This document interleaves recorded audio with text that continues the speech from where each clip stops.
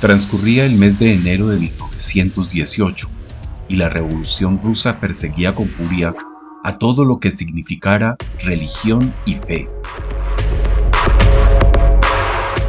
En aquel momento, Anatoly Lunacharsky encabezó el juicio del Estado soviético contra Dios, realizado en Moscú. En ese momento, el gobierno bolchevique declaró competente a un tribunal para juzgar a Dios por crímenes contra la humanidad y genocidio. El 16 de enero de 1918 fue el día escogido para el juicio. Con una Biblia puesta en el banquillo de los acusados, se presentaron alegatos a favor y en contra de Dios.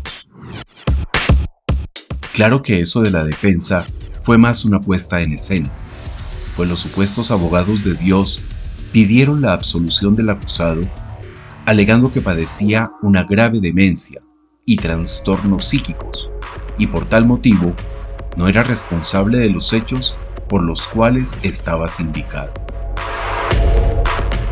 Después de 5 horas, el tribunal declaró culpable a Dios de los delitos por los que era juzgado. Entonces, Lunacharsky leyó la sentencia. Nuestro Señor Jesucristo era condenado a muerte y debía ser fusilado a la mañana siguiente. Efectivamente, a las 6:30 de una fría mañana del 17 de enero de 1918, un pelotón de fusilamiento mató simbólicamente a Dios disparando 5 ráfagas de ametralladora contra el cielo de Moscú.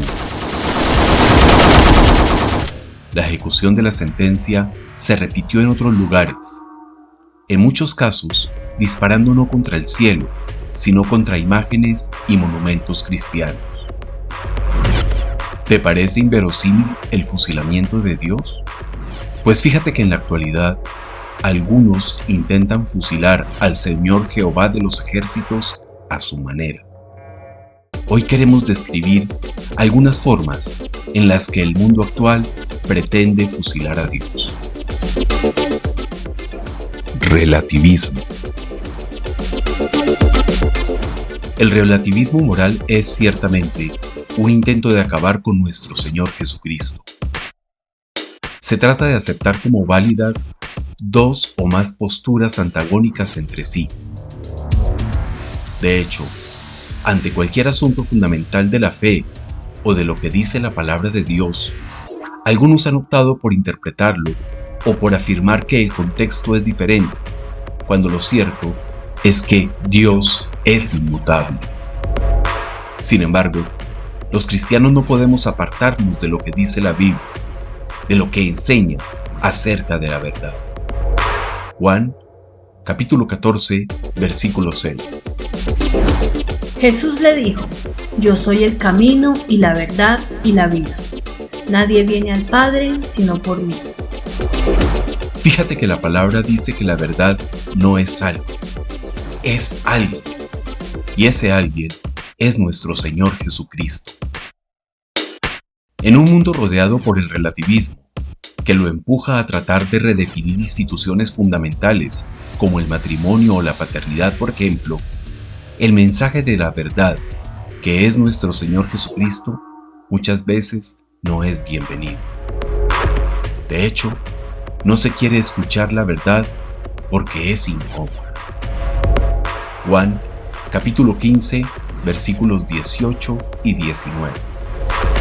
Si el mundo os aborrece, sabed que a mí me ha aborrecido antes que a vosotros.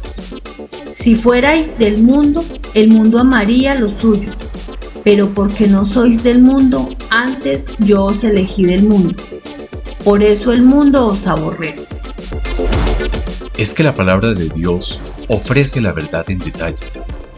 Es así como muestra los distintos aspectos de la naturaleza del hombre frente a Dios. Comencemos por indicar que el hombre se encuentra enemistado con Dios. Isaías capítulo 53, versículo 6. Todos nosotros nos descarriamos como ovejas, cada cual se apartó por su camino, mas Jehová cargó en él el pecado de todos nosotros. ¿Y por qué estamos enemistados? Por el pecado. Ese por el que nos hemos apartado de los caminos de Dios.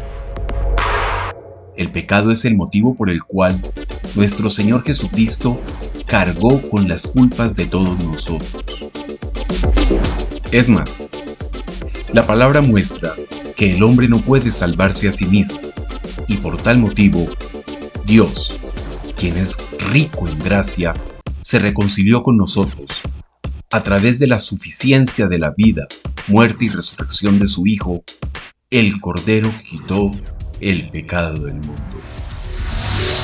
Segunda de Corintios, capítulo 5, versículo 18.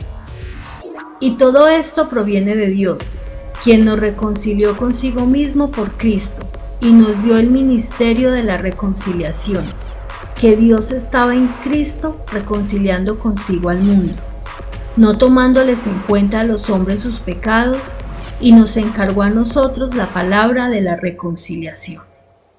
Romanos, capítulo 5, versículo 10.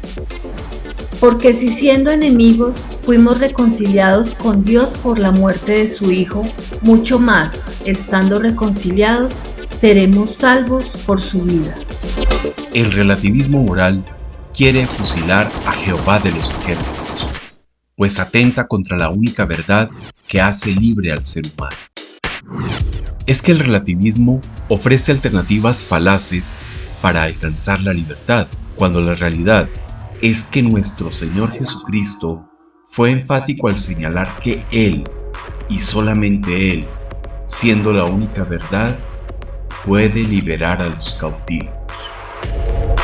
Juan, capítulo 8, versículos del 32 al 36. Y conoceréis la verdad, y la verdad os hará libres. Le respondieron: linaje de Abraham somos y jamás hemos sido esclavos de nadie. ¿Cómo dices tú, seréis libres?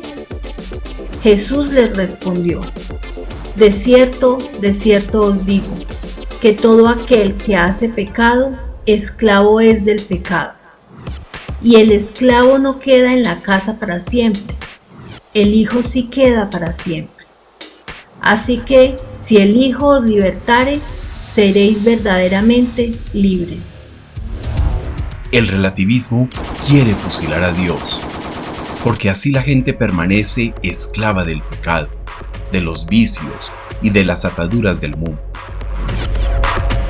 Solo nuestro Señor Jesucristo nos libera y nos permite ser verdaderamente libres.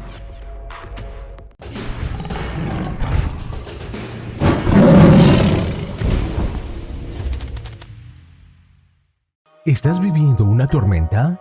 ¿No encuentras salida a los problemas que estás enfrentando? ¿Sientes que estás a punto de desfallecer? ¿Estás convencido de que ya no puedes más con la vida y las dificultades? Hay una gran noticia para ti. Los problemas de hoy, mañana serán solo recuerdos. Nuestro Señor Jesucristo lo hace posible. Él está a una mano de distancia para ayudarte y también para escucharte y respaldarte. No estás solo. Jesús está a tu lado y quiere que lo busques para que deposites todas tus cargas en Él. Anímate a buscar a Jesús. Su palabra está vigente, es viva y es eficaz. Sintoniza nuestra emisora, La Victoria en Jesús, en donde podrás disfrutar de la música que necesitas para sanar tus heridas y conocer a nuestro Señor Jesucristo. La Victoria en Jesús, el lugar de tu encuentro con nuestro Señor Jesucristo. www.lavictoriaenjesus.com.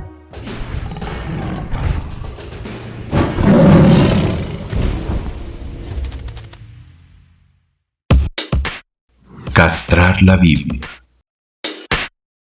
En nuestro tiempo, estamos viendo algunos intentos de fusilar a Dios a través de la realización de algunos cambios de la Biblia.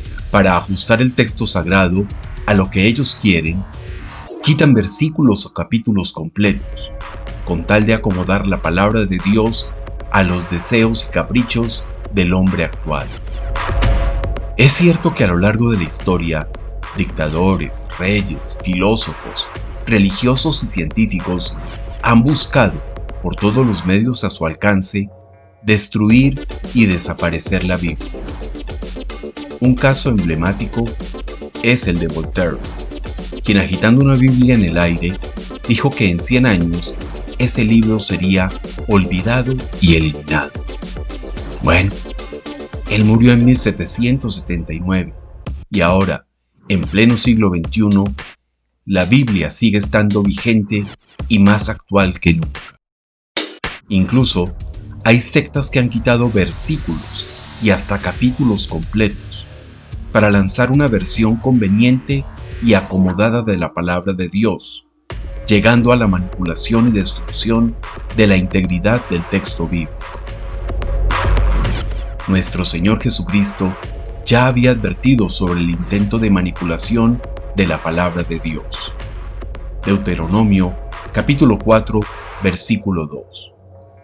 No añadiréis a la palabra que yo os mando, ni disminuiréis de ella, para que guardéis los mandamientos de Jehová vuestro Dios, que yo os ordeno.